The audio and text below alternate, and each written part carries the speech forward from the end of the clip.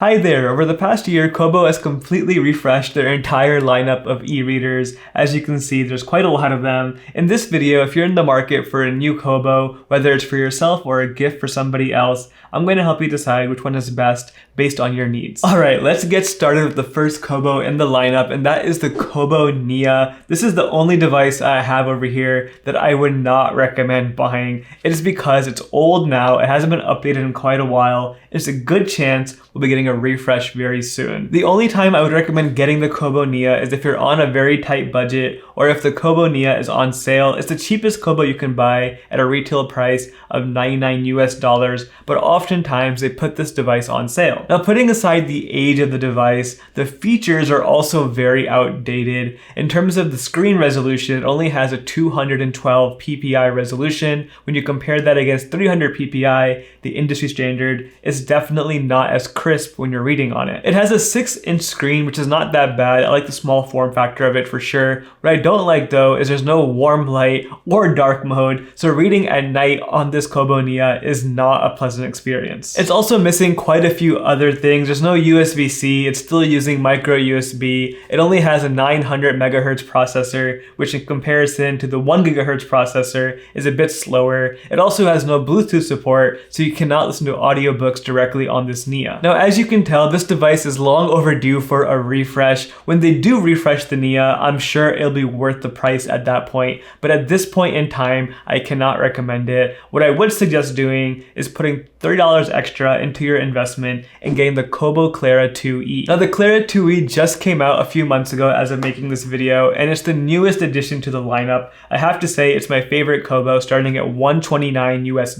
Now, you're probably wondering what the E stands for. This device is very eco-friendly. It's the second generation of the Kobo Clara. The original Clara HD was one of my favorite Kobos as well, and they only made it better with this update. The Clara 2E uses 85% recycled plastic, which is really awesome. They're making a very big emphasis on eco-friendliness. The back of the device is also a blue color. This is because a lot of the plastic they're using is being saved from going into the ocean. It also has a wavy pattern on the back to represent that as well. The front of the device is a black color, so it's one of the only devices I have that's a two-tone color, blue on the back, black on the front. It's actually really unique. The display on the Clara 2E is the same 6-inch size as the Kobo Nia, but is a lot better in terms of the specs. It has adjustable warm light, it has 300 ppi, and it has dark mode. When you put all those features together, you get a very crispy display. Reading on the Clara 2E is a very pleasant experience. The sharpness of the text is very nice. The Clara 2E also has a few other features.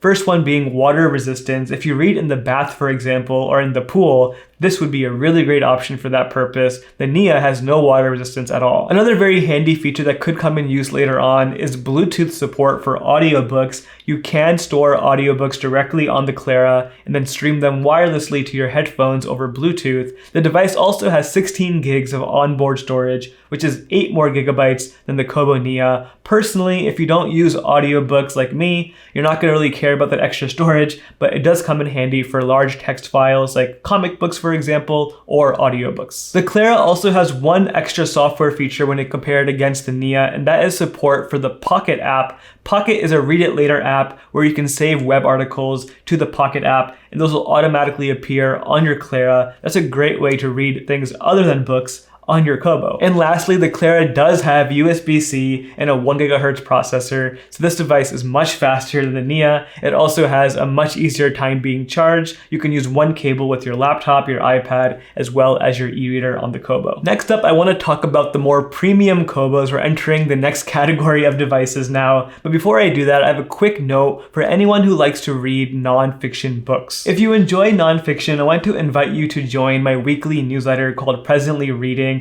In real life, I have very few friends who enjoy reading nonfiction, so I started this newsletter where I read one book every month and share a weekly update on the book with some notes and lessons that I'm learning. I also share regular updates about my YouTube work and some behind the scenes. I'm on this mission to become a full-time creator one day. If any of that sounds interesting to you, I'll leave a link down below so you can join. So after the Clara 2E, in my opinion, we enter the territory of law of diminishing returns. What I mean by that is you're paying a little bit more money, a lot more money in some cases, devices for very few upgrades. At this point, a lot of the features that you're going to be getting is very much a personal preference, so it'll all depend on your reading habits. After the Clara, we have the Libra 2. The Libra 2 starts at $179, which is $50 more than the Clara. Now this device has all the same features as the Kobo Clara with some few additional upgrades. Let me talk to you about those. The first and probably most noticeable upgrade is the screen size. The Libra 2 has a 7-inch screen when you compare that against the 6-inch screen of the Clara and the Nia. It is nice having a larger screen. It definitely feels a lot more natural and more relatable to a real book, but I do think it takes away from that compact portability factor. They also advertise the Libra 2 as being more ergonomic with page turn buttons. In terms of the ergonomics, I don't personally see it as any more ergonomic than the Clara or the Nia. The reason why they're calling it that is because it has this larger bezel on the side for you to rest your hand on. Now that bezel is there for two reasons. The first being it's a larger device, so you really have to have a special place to put your thumb to hold it, and that comes in handy there. It also needs the space for the page turn buttons. Now when it comes to the page turn buttons, I won't spend too much time on them because I've talked about them in length in my review video of the Libra 2, but really what it comes down to is they don't really work the way I would like them to. There are certain points on the button, when I press them, the button just doesn't work, which is really frustrating. Personally, I don't think they are worth it. I am just fine swiping on the screen with my finger. Now with the Libra 2, you can also rotate the device in any orientation and the screen will rotate with you as well, which is really nice. You don't have to worry about left-handed or right-handed use. You can hold it in landscape or portrait as well. The Libra 2 also comes with 32 gigabytes of storage, which is double that of the Clara 2e. So again, if audiobooks are important to you, this would be a very big upgrade for that. And also, just like the Clara 2e, this device is also waterproof. It has USB-C, and it also has the Pocket app integration. So all those features remain the same. Moving on from the Libra 2, we are entering a whole new phase of Kobo now, which is the Kobo Sage. This device just came out very recently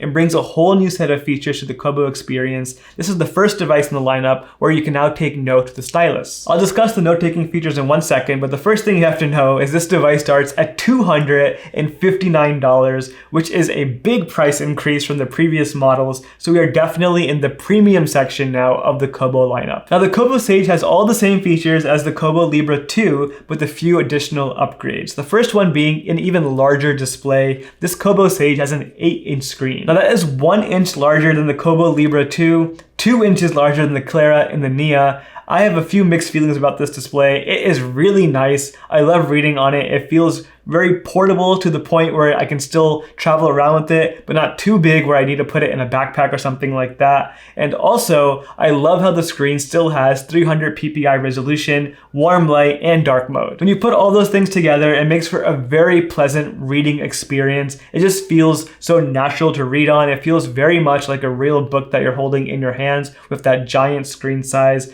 But just keep in mind, it's not as portable as the Clara for sure. You can't bring this very easily in your pocket, or you can't put it in a backpack and read it on the train while you're commuting as easily as you would be able to with the Libra, the Clara, or the Nia. Now the biggest selling point of the Kobo Sage is those note-taking features I mentioned a little while ago. You can actually take notes in the margins of your books while you're reading with the stylus, or even use virtual notebooks to write whatever you want on the Kobo Sage. Now one thing that's kind of a bummer though is the stylus that you have to use to take notes on this Kobo Sage is sold separately for $40 US. So really the Kobo Sage with the stylus ends up costing $300 US for the whole package. Now in terms of the price point and whether it's worth it or not, this could be one of those features that you use all the time. Note taking is something that could be really beneficial while you read or while you're marking up documents. But I have to say, I think most people who are looking for an e-reader only care about reading books, not so much marking them up while they read. So I don't think this will be worth it for most people. Now I do want to emphasize, if you're one of those people though who do love to take notes with a pen or a pencil while you read books, this can definitely be worth the money. In terms of the resolution on the screen, it's 300 ppi and the warm light temperature control. It's a great reading experience as well as a note-taking experience. It's sometimes really hard to find a device device that can do both those things really well. Now, one more upgrade that you get with the Kobo Sage in the software is Dropbox support. So all the other Kobos have Pocket app integrations, but now we also have the Dropbox integration. For note-taking especially, that can be really helpful. You can easily transfer files and documents between your Kobo using your Dropbox account. The Sage also has a quad-core processor, which, if you've been keeping track, is a very big upgrade from the Libra, the Nia, and the Clara, and that is because it does require extra horsepower to make those note-taking features work, but it is a very snappy device, which is really nice for using the device for other stuff besides note-taking. The Sage also has all the other features you would expect, like waterproofing, 32 gigs of storage, Bluetooth support. It also has USB-C, but one issue that I have been seeing in the comments on YouTube is the battery life on the Sage has not been the best. Now, typically with an e-reader, you expect to be able to use it for multiple weeks on one battery charge. I would probably say you're not going to get that kind of battery on the Kobo Sage, so be warned, the battery life is not the best, but you will be able to charge it using USB-C very easily. That's what I do. I just charge my e-readers all the time with USB-C, same cable I use for my laptop. It's very simple. Now, the last Kobo in our lineup is the Kobo Elipsa. That costs $400. It's also the biggest one on the table over here. Now, this device is very different than all the other Kobos. Let me explain. First of all, you're not just getting the Kobo Elipsa, you're getting a whole package. You're getting the Elipsa, the stylus, and a case. They call it the Kobo Elipsa pack. So when you put all those things together, it does make sense why this device costs $400, but I wish there was a way to buy it without all the accessories. You don't really have to have all those things, especially if you don't want a case. Now, as I was saying, this device is very different than all the other Kobos, mainly because I would probably classify this more as a note-taking device than a reading device. I would not recommend using this Kobo as your primary device to read on. First of all, the Elipsa has a 10.3-inch display, which is really great for documents and taking notes, but it's not so great for reading. Holding this device is such an awkward thing. It feels very heavy to hold. It's very comparable to like a tablet, such as an iPad, not so much as an e-reader, so it's not really something I would want to hold while reading a book for a long period of time. Secondly, the display on this device is not optimized for reading. It only has a 227 ppi resolution, so it's not very crispy when you compare it to the other Kobos, and also it has no adjustable warm light, so reading at night is not as pleasant as it could be. It does have dark mode though, which does come in handy. The Elipsa is also missing a few features such as waterproofing, so you cannot use this device while you're in the bath, for example. It also does not have Bluetooth support, so no audiobooks will work. The Elipsa does have USB-C. It was actually the first Kobo to come out with USB-C, which is really cool. And it also does have 32 gigabytes of storage, which will primarily be used for documents and files. So again, I would not recommend the Elipsa unless you're taking notes and using it for documents and whatnot. My favorite device out of all these Kobos is the Clara 2e. This is probably the best device for most people. If you want to learn more about the Clara 2e, I have a full in-depth review video about it. Link on the screen for that right now. Thank you so much for watching. I'll see you next time.